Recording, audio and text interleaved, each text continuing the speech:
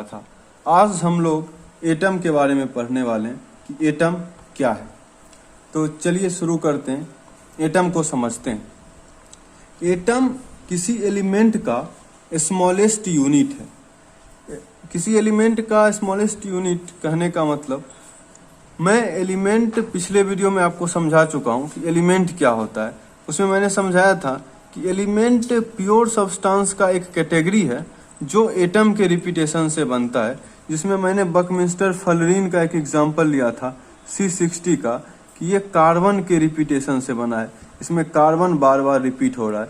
एक एग्जांपल मैंने pure iron का लिया था कि उसमें बार बार Fe के रिपीटेशन से वो बनता है। तो इसमें स्मॉलेस्ट यूनिट जो है वो Fe का एटम है, और इसमें जो स्मॉलेस्ट यूनिट है वो कार्बन एटम है। तो इसीलिए एटम को smallest unit of an element कहा गया है। अब दूसरा पॉइंट हम लोग देखते हैं कि एटम में और may not have independent existence. Independent existence कहने का मतलब ये हुआ कि वो एटम इंडिपेंडेंटली भी एग्जिस्ट कर सकता है और कंबाइंड फॉर्म में भी एग्जिस्ट कर सकता है। इसका एग्जाम्पल हम लोग देखें, जनरली जो इनर्ट एलिमेंट्स होते हैं उनके एटम इंडिपेंडेंटली एग्जिस्ट करते हैं, जैसे हीलियम हुआ, प्लेटिनम हुआ, और भी जितने सारे इनर्ट गैस या इनर्ट मेटल हैं वो इंडिपेंडेंटली एग्जिस्ट करते हैं। लेकिन जो रिएक्टिव मेटल हैं जैसे आयरन, ये अपने ऑक्साइड के फॉर्म में एग्जिस्ट करते हैं। तो एटम जो है वो इंडिपेंडेंटली एग्जिस्ट कर भी सकता है और नहीं भी कर सकता है। उसी तरह से अब हम तीसरा पॉइंट देखें कि एटम जो है वो केमिकल रिएक्शन में भाग लेता है। ये क्लास 10th में फर्स्ट चैप्टर है केमिकल रिएक्शन करके, उसमें आप लोगों ने पढ़ा होगा कि एटम का रीअरेंजमेंट ही रिएक्शन कहलाता है। रिएक्शन में कुछ और नहीं होता है, केमिकल रिएक्शन में एटम का रीअरेंजमेंट होता है। तो इसीलिए हम कह सकते हैं कि एटम जो है वो रिएक्शन में पार्ट लेता है।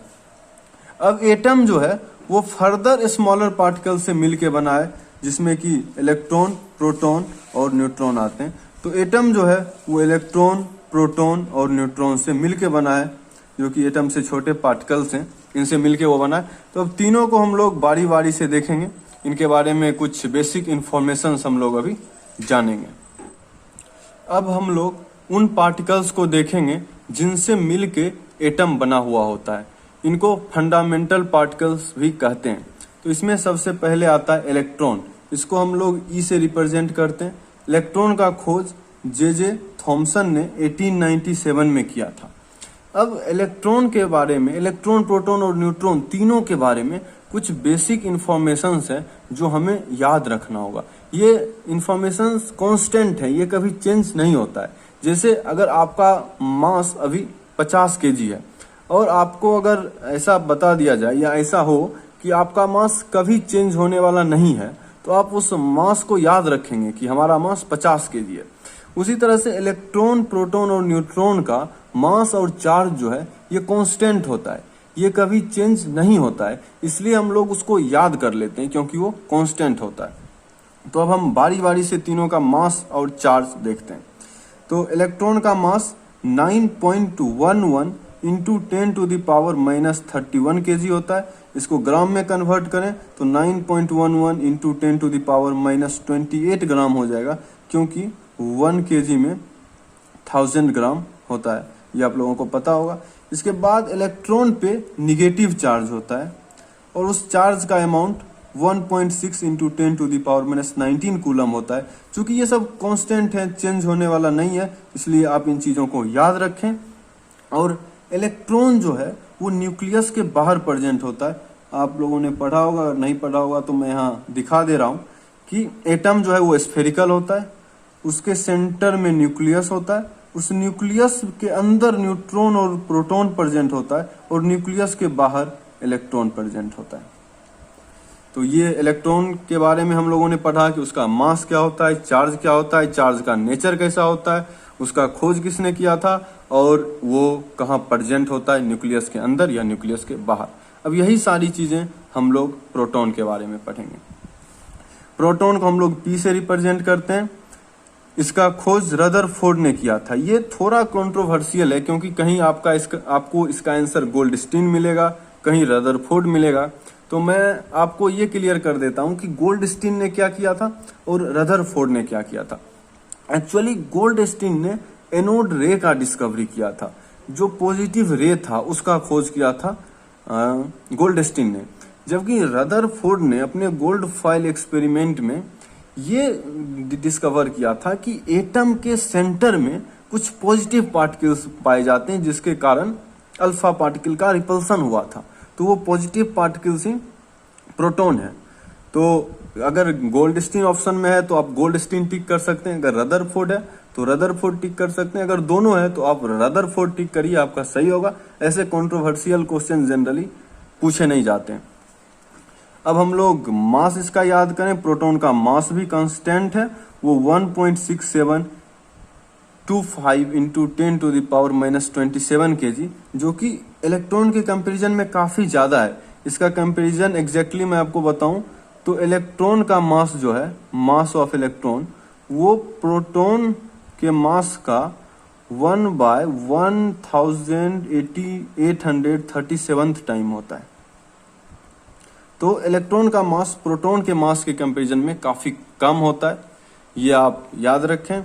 प्रोटॉन पे पॉजिटिव चार्ज होता है और चार्ज प्रोटॉन पे जो होता है वो इलेक्ट्रॉन के बराबर ही होता है, बस नेचर अपोजिट होता है। इलेक्ट्रॉन पे नेगेटिव चार्ज होता है, प्रोटॉन पे पॉजिटिव चार्ज होता है। और प्रोटॉन जो है वो न्यूक्लियस के अंदर पाया जाता है, ये मैंने आपको यहाँ बता दिया था कि न्यूट्रॉन और प्रोटॉन जो है वो न्यूक्लियस के अंदर पाया जाता है, जबकि इलेक्ट्रॉन जो है वो न्यूक्लियस के बाहर पाया जाता है। अब हम लोग तीसरे फंडामेंटल पार्टिकल न्यूट्रॉन के बारे में देखेंगे। न्यूट्रॉन को N से रिप्रेजेंट किया जाता है। इसका खोज किया था जेम्स चैडविक ने। इसका मास लगभग प्रोटॉन के बराबर होता है, एग्जैक्टली प्रोटॉन के बराबर नहीं होता है। मैंने इसीलिए प्रोटॉन का मास 1.6725 इंटू 10⁻⁻27 kg लिखा था। आप देख सकते हैं यहाँ 1.6 के बाद 5 है, यहाँ 6-7 के बाद 2-5 है, यहाँ 6-7 के बाद 5 है। तो मास ऑफ न्यूट्रॉन जो है वो ऑलमोस्ट इक्वल होता है मास ऑफ प्रोटॉन के। मास ऑफ न्यूट्रॉन जो होता है वो स्लाइटली बड़ा होता है प्रोटॉन के मास से, बट आप इक्वल मान सकते हैं, इसमें कहीं कोई दिक्कत नहीं है। और न्यूट्रॉन पे कोई चार्ज नहीं होता, न्यूट्रॉन न्यूट्रल है, इस पे कोई चार्ज नहीं होता। अगर कोई चार्ज नहीं होता तो नेचर ऑफ चार्ज का कोई लॉजिक नहीं है, क्योंकि उस पर कोई चार्ज ही नहीं होता, उस पर जीरो चार्ज होता है। न्यूट्रॉन एक न्यूट्रल पार्टिकल है और न्यूट्रॉन भी न्यूक्लियस के अंदर पाया जाता है। ये आप लोग 2 बार देख चुके हैं, एक बार और मैं बना देता हूँ। ये अगर स्फेरिकल एटम है तो इसके अंदर एक न्यूक्लियस होता है जिसमें न्यूट्रॉन और प्रोटॉन पाए जाते हैं और बाहर इलेक्ट्रॉन पाए जाते हैं। तो आज हम लोगों ने समझा कि एटम किसे कहते हैं, एटम के बारे में 3-4 पॉइंट पढ़ा कि वो एलिमेंट का स्मॉलेस्ट यूनिट है, वो केमिकल रिएक्शन में पार्ट लेता है और वो इंडिपेंडेंट एग्जिस्टेंस उसका हो भी सकता है, नहीं भी हो सकता है, और वो फर्दर स्मॉलर पार्टिकल से मिलकर बना होता है जिसमें कि इलेक्ट्रॉन, प्रोटॉन और न्यूट्रॉन आते हैं। फिर हम लोगों ने इलेक्ट्रॉन, प्रोटॉन और न्यूट्रॉन के बारे में बारी बारी से पढ़ा कि इलेक्ट्रॉन, प्रोटॉन और न्यूट्रॉन का खोज किसने किया, मास क्या होता है, नेचर ऑफ चार्ज क्या होता है, कितना चार्ज होता है, और ये तीनों पार्टिकल्स कहाँ रहते हैं। तो आज के लिए इतना ही, फिर मिलते हैं अगले वीडियो में। धन्यवाद।